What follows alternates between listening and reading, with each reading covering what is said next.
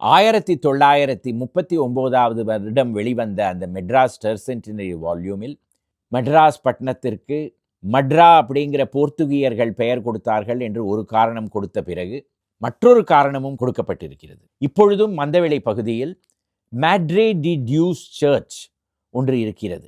அந்த சர்ச்சின் பெயரில்தான் மேட்ரே டி டியூஸ் பட்னம் என்று இருந்தது. அதுவே நாளடைவில் மெட்ராஸ் பட்னம் என்று மாறி கடைசியில் மெட்ராஸாக மாறிவிட்டது என்று ஒரு காரணமும் கொடுக்கப்பட்டது. மேட்ரே டி டியூஸ் சர்ச் என்பது ஒரு வரலாறு படைத்த மாதா கோவில். போர்த்துகிய காலத்திலேயே கட்டப்பட்டது. அது இப்பொழுதும் அதே இடத்தில் இருக்கிறது. ஆனால் புதுப்பிக்கப்பட்டு அதனுடைய பழைய சான்றுகள் எல்லாம் ஒன்றுமே இல்லாமல் போய்விட்டது.